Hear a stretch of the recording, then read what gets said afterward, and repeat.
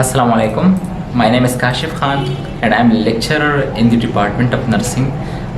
मैं नर्सिंग के मुताबिक जो लेक्चर्स होते हैं वो मैं पढ़ाता हूँ। बीएस नर्सिंग जेनरिक नर्सिंग के जो स्टूडेंट्स होते हैं उनको मैं डिफरेंट सब्जेक्ट्स के मुताबिक पढ़ाता हूँ। ठीक है, आज हम एक इम्पॉर्टेंट जो मेडिकेशन है उसके बारे में लेक्चर देंगे आपको, जो कि हमारे साथ मैक्सिमम अमाउंट में यूज़ होती है इन और इमरजेंसी काउंटर्स।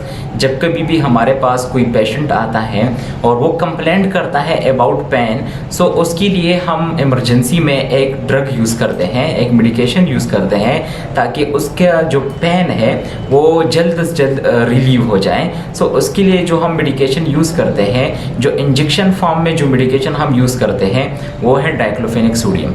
ये डाइक्लोफेनिक सोडियम हमारे पास हमारे मार्केट्स में डिफरेंट नेम से आते हैं, लाइक ओरिन हो गया, फेनिक हो गया, डाइक्लोफेनिक हो गया, डाइक्लो हो गया, मुख्तलिफ नेम से ये हमारे मार्केट में अवेलेबल होते हैं।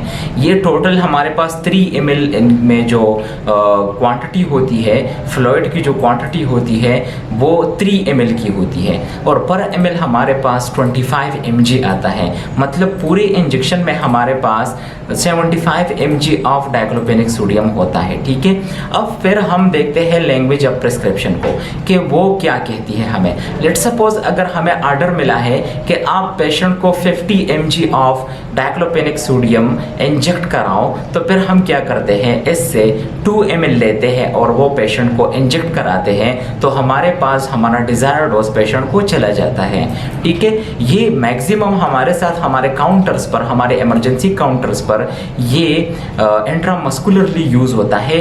कभी भी इसको आप लोगों ने इंट्रावेनसली पेशेंट को नहीं देना है। ये IM इंजेक्शन है और ये हम डेल्टाइड मसल्स में ही लगाते हैं या ग्लोटेल मसल्स में हम लगाते हैं। सिचुएशंस को देखते हैं कि किस सिचुएशन में, लेट्स सपोज आपके साथ एक पेशेंट आ गया और उसके डेल्टाइड मसल्स बहुत ज़्यादा वीक है, then we go toward gluteal muscles और फिर ये इंजेक्शन ग्लोटियल मसल्स में लगाते हैं। Gluteal muscles are much safer, that's why we prefer gluteal muscle for intramuscular injections.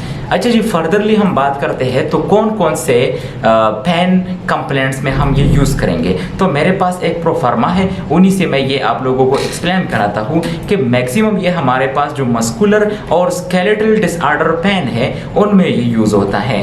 Rheumatoid arthritis हो गया, ऑस्टियो आर्थराइटिस हो गया, इस तरह की जो कंडीशन, एक्यूट गाउट हो गया, इस तरह के हमारे पास जो भी कंडीशंस होते हैं उनमें हम ये मेडिकेशन यूज़ करते हैं और ये हमारे पास इंट्रामस्कुलरली हम देते हैं पेशेंट को, तो इजीली और बहुत जल्द ये पेन को क्या करता है, रिलीफ देता है। ठीक है, सो ये हमारे पास हमारे इमरजेंसी काउंटर्स में सबसे मोस्ट यूजुअली यूज्ड ड्रग है।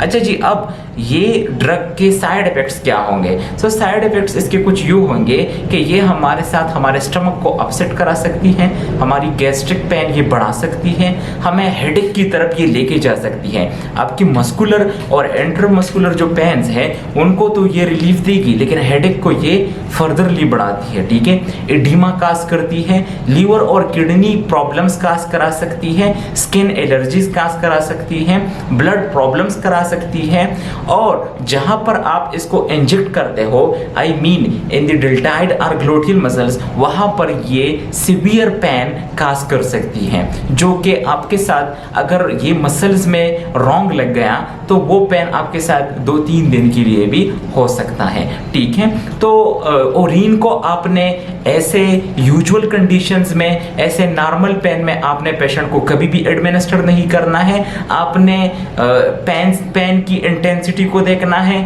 पेन की आपने ओरिजिनेशन को देखना है, आपने उसके मुताबिक फिर क्या करना है, ये मेडिकेशन इंजेक्ट कराना है। ऐसे वैसे कंडीशंस में हम इसे इंजेक्ट नहीं कराते क्योंकि ये इतनी भी अच्छी चीज़ नहीं है जितनी इनकी यूजेज हो रही है हमारी कम्युनिटी में।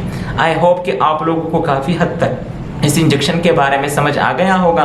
लेट्स सपोज कोई भी मुश्किल है तो आप कमेंट सेक्शन में पूछ सकते हैं, हम आपको इसका आंसर देंगे। Thank you for listening, subscribe और चैनल।